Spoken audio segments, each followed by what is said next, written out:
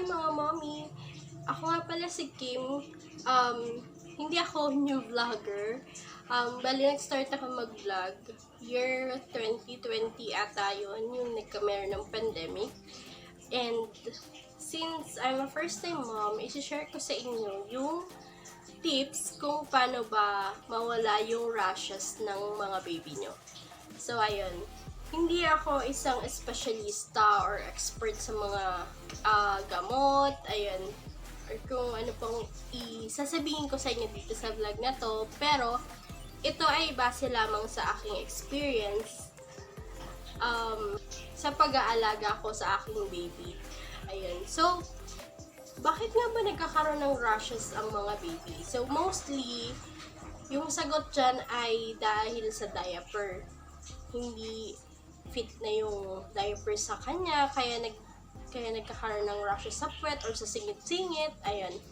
And yung ikalawa naman na naging reason, base sa pagkakaalam ko, dahil sa baby ko, ayun ay dahil sa pagtatay-tay niya.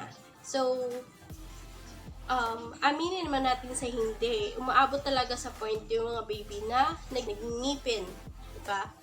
So, ayun. Yung baby ko nga pala is 1 year old and 1 month. And, ayun, dahil nga sa tumutubo yung upper part ng sa teeth niya, nagtatay-tay siya dati. So, ang ginawa ko, para mawala yun, ito yung mga 4 steps na alam ko na para mawala yung rashes ng baby. So, una, gamitan nyo ng cotton yung baby nyo and warm water kapag pupunasan nyo na yung puwetan niya or yung singit-singit kapag nagkaroon siya ng poops. Huwag nyo na munang gamitan ng mga baby wipes. Yung pangalawa naman, ipagsuot ng diaper ng baby nyo.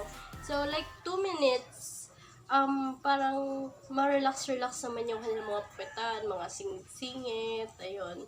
Yun sa babang part ng baby, ayan. So, bigyan natin ng 2 minutes para maging relaxing naman. And then, yung ikatatlong step, ginamitan ko siya ng ointment, ayan. So, ito yung ointment na ginagamit ko, which is Calmoseptin ointment. Ito yung pinakamurang ointment na alam ko, based sa experience ko, kasi binili ko lang to sa pharmacy ng 40 plus. Hindi ko alam yung exact price nito, pero nasa 40 plus to, guys. Hindi ko siya nire-recommend kasi hindi ako expert. Hindi ako isang pediatrician. Ayan. Based lamang po ito sa aking experience sa pag-aalaga ko sa aking baby. Ayan. So, ginagamit ko lang ito kapag nakikita kong namumula yung singit-singit ni baby or yung gilid ng puwetan niya, ganon.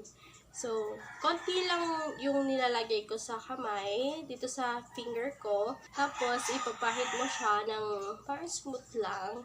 Ayan. Pwede naman ng kamay, para mas comfortable tayo. Or kung medyo sensitive, pwede naman yung smooth na tela para sa mga baby, like lampin, ganon. And gaganyan nyo lang. Parang lang siya, smooth lang. Once na guys, nakita nyo after ilang minutes or hours, nakita nyo walang pagbabago and mas namumulat talaga yung rashes ni baby nyo, wag nyo na i-continue to. It means na hindi bagay or sensitive yung baby nyo sa kung anong nilalagay nyo. Hindi siya binabagayan. Ganun lang yun, guys. So, ayan. And yung ika-4 naman, so yun yung ika-3 step. Yung ika-4 naman na ginagawa ko ay ito. Petroleum jelly. Ito yung ginagamit ko. Overnight ito sa baby. So, hindi ito pang umaga, pang hapon, ganun. So, pag natulog yung baby sa gabi, ito na yung nilalagay ko. Para paka-umaga, wala na yung rashes niya. So, ayun yung 4 na mabisang ginawa ko nung nagkaroon ng rashes si baby. So, ayun nga guys.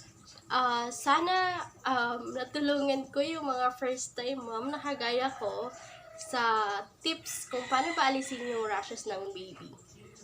Ayun lang guys. And kung bago ka pa lang sa channel ko, i-subscribe niyo yung channel ko para bigyan ko pa kayo ng maraming tips about sa pag-aalaga sa mga pag-aalaga ng baby. Ayun.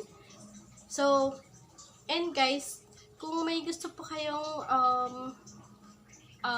gusto pa kayong malaman tungkol sa pagiging first time mom ko, just comment down below. And i-share nyo na rin tong video na to para hindi lang kayo ang natutulungan natin, kundi yung marami pang mga mommies out there. And guys, please follow me also sa akin Facebook, which is Kimberly Acosta Cias or Kimberly Cias. Yun, i-follow nyo ako guys sa Facebook. And sa TikTok naman, Kimberly Cias pa din, ayun. Pero yung parang kung minsan ang lumalabas sa TikTok is N.H'_S. So, ayun guys. Thank you!